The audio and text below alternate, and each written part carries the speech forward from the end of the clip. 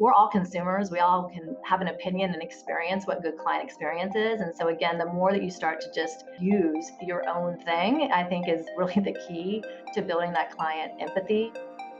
Welcome to Technovation. I'm your host, Peter High. My guest today is Jessica Austin Barker. Jessica is the Chief Digital and Client Experience Officer of TIAA, a Fortune 150 company, which has $1.3 trillion in assets under management. She's been in role for roughly a year and a half, and in that role, Jessica drives TIAA's digital-first client experience. She has responsibilities that include product management, enterprise design, end-to-end capabilities, and enterprise analytics. I look forward to hearing more about how she and her team are driving each forward at TIAA. Prior to her current role, Jessica served for 22 years in roles of increasing responsibility at Intuit, concluding her tenure there as Vice President of Consumer Group Customer Experience, Intuit's senior-most executive responsible for TurboTax, customer success, and retention. Jessica, welcome to Technovation. It's great to speak with you today. Thank you for having me. It's a pleasure. Well, I would love to have you take a moment, if you would, and describe TIAA. Certainly a brand I think most people who are watching or listening to this would be familiar with, but why don't you give an overview of the business, if you would? Sure. Well, TIAA is about 100 years old. Was originally founded by Andrew Carnegie, really to help serve those who serve others, with a focus originally on teachers and providing secure retirement for educators. You fast forward to today, we are the leaders in retirement in the nonprofit space, so academia, government, healthcare, and other nonprofit.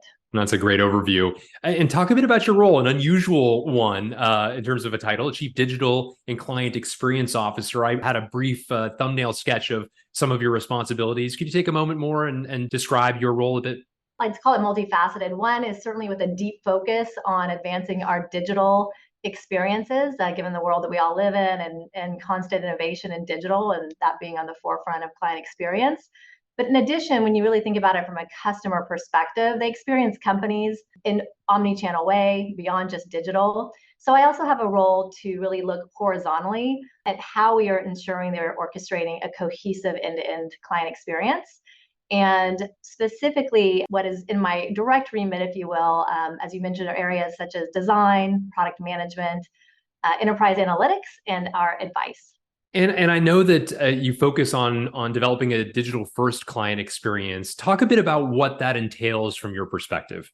For us, we're really now a couple of years into our transformation, ensuring that we are covering all of the essentials, all the basics of what customers would expect to want to do with you, and being able to do so in a self-serve manner, so that there are no dead ends on some of the basics. You don't have to pick up the phone and call us if that is not what you want to do. But more importantly, really where we're headed is, of course, when you think about the challenge that we have in helping bring retirement readiness to all, and you think about the old model and that being really something that was more the benefit of those who are privileged to be able to work directly with a wealth manager, a financial advisor.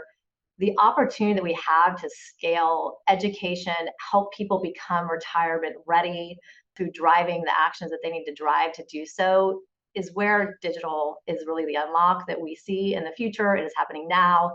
So thinking about that opportunity to combine digital experiences with, of course, human experiences, so that we can reach and drive towards our mission to secure retirement for millions of Americans. So not unlike how retailers and others, among others, think of that sort of an omni-channel approach. So this as weaving into the broader fabric of how customers might interact with TIAA. Is that right? Exactly. Interesting. Well, thank you for that overview. You and I spoke not too long ago about the fact that financial services is not historically customer obsessed like an Intuit, where you spent your prior tenure. And I wonder what you've drawn from that prior experience into this environment. What have you found that applies? Where have there been analogies that have been useful for you? Yeah, thanks for the question. It's interesting. When I first started speaking to TIAA, one of the things that hit me right away is when you think about the retirement field and just the customer sort of challenge in that space, with not being experts, it being very emotional in terms of thinking about retirement readiness, and daunting, frankly, and the consequence is big. It's not unlike a lot of the problem spaces that Intuit was working in with respect to taxes, bookkeeping, a la QuickBooks, credit with Credit Karma, very kind of similar in, if you will, complexity, and then both the emotional relationship to it. So what I found to be the analog and being very similar is really the job to be done is how do you simplify the complex? And how do you demonstrate and be the expert and guide people who are wanting to do better in these places? They know they need to, but the say-do is very difficult if you're just overwhelmed by not having the expertise and the acumen and the confidence to really engage in the topic. So that's really for me what I see. And it starts with bringing client centricity to TIAA, a real focus on customer obsession, to achieve our mission obsession to secure retirement. And then, of course, a lot of we can get into it, but a lot more to actually then execute against that. Several things you said there that I'd love to peel back the onion on. One of them is how you design products to simplify the complex. I love that way of framing things, and talk a bit about how you bring that to life. Yeah, at the core, of course, when you think about the language that we use, and this is why I'm a big believer in a design-led approach. When we say design, both, of course, what we think of sometimes as the interactive design, the interactive nature of the online, the digital experiences, but also the content, the actual language that we use as thinking about who the audience is. There, of course, is a range of different acumen when it comes to financial topics. So really having to think about when you're designing for customer experiences, who is your audience in that moment? And by the way, we have in participants who are the employees, right, and saving for the retirement. We also have plan sponsors who are the companies that we're working with, for example, institutions like an educator, as well as consultants. And so we have different audiences. But if you think just about the consumer audience, the participant, again, the range is very different of knowledge levels. So when I think about, how we do that, it's both the ease of the design that we're creating, but really at the core, a lot of the content and how we help talk to people and how we advise them in terms that they can understand with what I would call progressive disclosure. So you're simplifying at the top with the ability to people go deeper, deeper, deeper as they feel the need and interest, not sort of overwhelming them at the forefront with how smart we are and how much we know. And then allowing them, of course, to have a bridge to a human, because everybody has a different level of confidence in their own ability and a different point at which they feel like, okay, I really on this topic want to be able to connect to someone live who is an expert in this to move forward. Really interesting description there. You also talked about pivoting towards greater degrees of customer obsession. It's one of those things that perhaps is easier said than done. Actually moving the culture in that direction can be a bit more tricky. What have you done in order to change the culture in that direction such that that becomes a reality? I'm really excited about some of the work underway here. We have started doing several things, starting with number one, it starts with obviously getting close to your customers face to face and not just consuming maybe research reports and what we've heard in the field. So we've actually been doing a lot of co-creation with our clients, meaning bringing them in to our physical locations and showing them concepts, working with them on concepts, but doing so face to face. Of course, we also leverage digital solutions to do that through different companies that are out there and ways that we can engage digitally as well. But really working on that co-creation is one example of what we're doing with our clients. In addition, we are immersing ourselves in the client experience. So part of it is just, the classic eating your own dog food and making sure that you are using, reviewing, always at the forefront, showing, not telling when we're talking about client experience, because that's what really builds, I think, the true empathy. We're all consumers. We all can have an opinion and experience what good client experience is. And so again, the more that you start to just use your own thing, I think is really the key to building that client empathy, along with as much as you can do to immerse yourself face to face to really get to true insights around what is standing in the way for customers, especially psychologically in our context, to move through sort of the blockers to get involved in their retirement planning. I mentioned at the top, you also own enterprise analytics, and I'd love to understand the role that analytics plays in delivering some of what you've described as well. Well, this one really excited me about this role because from my experience prior, I think that such an amazing unlock to being able to innovate and create awesome client experiences has to do with the degree to which you empower designers, product managers, the team engineers working on that to get their hands in the data of what is actually happening and how customers are using your product, because the say-do is always a little different. So for example, now we have integrated in analytics with all of our different customer experience and journey teams So take, for example, one of the things we're working on is enrolling and onboarding, right? The first use experience for our participants when they're coming to consider their retirement options and getting going in the retirement plan. So we have now integrated in that team who's focused on that, our analytics team, and of course then tagging and wiring up everything that needs to happen to really understand how customers are engaging, be able to look at that in sort of sub-segments, be able to look at that longitudinally, not only what they do in digital, but then what they're going to do in our other channels, so that ultimately you're getting the feedback you need on the client experience that you're trying to improve, and seeing what are they doing that we then need to go improve upon, pivot around, learn more about. And it's extremely empowering, and just to know how you're doing against the outcomes that you're working towards, but really what is the behavior? And then you marry that with all of the qualitative, research that we also do in parallel, and the two together are where you really find the unlock.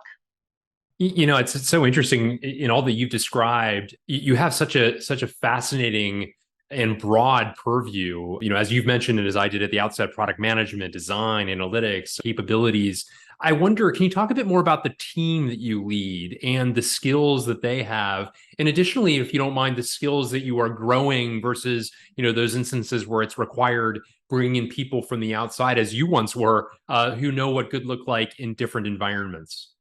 Part of what we're really working on is, of course, the complement of people that we have who have deep SME understanding, which is important, right? You need folks that really understand deeply the products and the space that we're in financial services and insurance, but then complementing that with a balance of talent who has come from places who are deeply customer centric, and or their experience is their service is their product.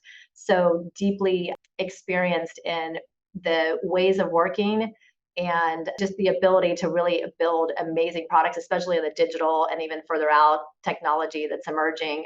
We've been, of course, embarking on both a set of things to do to ensure that we're upskilling and continuously helping people learn, whether that's about experimentation and what does it look like to develop a great learning plan, how to develop hypotheses, the right way to go and test and either validate or disprove those, how to understand what a leap of faith is. So, those types of techniques, but also, of course, complementing the team with folks who have been doing that and can help us accelerate towards getting there faster at scale across TIAA. I think the other piece I would say is thinking about your question of future skills. Of course, we're moving past the days of, well, we just need people who are good at mobile. That's been around for quite a while. Now we're thinking about, for example, in design, areas that are emergent around service design, for example, which is really thinking about, if you will, the sort of front stage, backstage interplay between how you serve your clients. And so if you can imagine in our context, wealth, we have a wealth management business. You've got wealth advisors who are working with participants, but we also have to create experiences for those wealth advisors themselves to be able to, as associates, serve our participants well. So that's an example of where, not unlike sort of Uber and thinking about the driver side, rider side, those things play together. And service design is a craft skill in design, in client experience, that helps to really blueprint all of that out and really think about the interplay between the kind of two sides of the network, if you will. So in our context, an analog could be that advisor and the participant. So I'm really excited about areas like that I think are going to be critical to helping us really delight our clients in the future. And as you noted at the top, yours is not only a large scaled organization, but a very diverse one in terms of the businesses you're in. And yours is one of those parts of the business that is a horizontal, that cuts across those and in some ways applies the glue that brings the company together. Can you talk a bit about methods that you use in order to collaborate with such a diverse array of businesses to suss out where there are opportunities, maybe common opportunities where a single investment might be made to benefit multiple parts of the organization, or other ways in which you're leveraging the broader expertise of the organization to do all that you do? Yeah, we are definitely on a journey here. And I think from my experience, it starts again back with the customer, because at the end of the day, we are all here to drive for the outcomes for retirement readiness for our customers. And so I think if you reground there, you reground on what are the problems we are trying to solve for our customers, and then you ground on what are the outcomes that we are trying to drive on their behalf. I think fundamentally we're starting there because that really is shared. Like, nobody can argue with, yeah, that is why we are here at the end of the day, regardless of our vertical, our function. And then we have really been working to elevate client health metrics, be really declarative about what those are, How are we measuring our client health? How are we doing relative to our competitors and frankly, those who we aspirationally would like to be like when we think about what true client delight is? And infusing that as well as voice of customer in the organization. And that's really our foundation for trying to then drive sort of the why and the inspiration for why we should all then work horizontally together. Again, respecting that there's space for everybody, that the SME's perspective is extremely valuable. Everybody has a functional role, but the mission team construct of really aligning a horizontal group around a customer problem, around a shared set of outcomes, and giving them the ownership and the empowerment in that area to drive that together and win together is, I think if you ask anybody what team they've loved working on and where they see that they made the biggest impact, it's typically when you're in that type of a structure. You've got your SEAL team, it's very clear what your mission is, and you're able to advance that and win together. And that's what we're trying to achieve. Excellent. And you've alluded in your answer to one of the strategic pillars for the organization to delight our clients. And I wonder, how do you know when you're doing so? What are the ways in which you measure progress or lack thereof? Yeah, we have various metrics that I was alluding to with client health, which are inclusive of industry metrics like Net Promoter Score, which of course are broad-based in nature. We also, though, have more narrow, if you will, metrics around client satisfaction and various jobs that they're doing along the way, which we call the customer effort score. But we are also, I'd say, working on developing the next set of metrics, which I think are more of the, I'll call them relational versus maybe a little more transactional. So less on, I think we've got our arms around ease, and that's really important. But then you have to think about what I mentioned, which is the confidence piece. Because again, at the end of the day, we are the experts. We are wanting people to feel that we're guiding them. And I will say that is an area where we are working on developing stronger ways of measuring that confidence component. Because when you think about delight, at the end of the day, delight is about a feeling. Customers, ultimately, when you delight them, it's the surprise. It's the feeling that you invoke that is the delight. And so it's beyond just having simple, experiences that get the job done. It's the emotional piece on top of that. And so that's our aspiration. And certainly we're on that journey. I also wanted to ask you, Jessica, as you look to the future, what trends particularly excite you? What are some of the things that are making their way onto your roadmap that you would call out? Like many others, we're working out ahead, looking at technology innovation and how that could apply in our space. So, of course, some of the generative AI things that we could leverage when you particularly think about the fact that we're serving 4 to 5 generations with this retirement work that we're doing. Things you could think about with engagement in the metaverse and other areas that we imagine that the future is now and will be here more scaled before we know it. But I will say for us, a unique trend that we are really focused on because it's so important to our space is with respect to longevity. So over the last many decades, lifespan longevity has nearly doubled. And the old metaphor of sort of retirement at, plug-in age 55, 60, kind of do your thing and then go live off your nest egg, that is rapidly shifting. And I think underpinning part of the challenge that we face in America with being able to secure retirement for everyone. So for us, one of the big trends is really longevity and helping people understand longevity literacy and develop that literacy.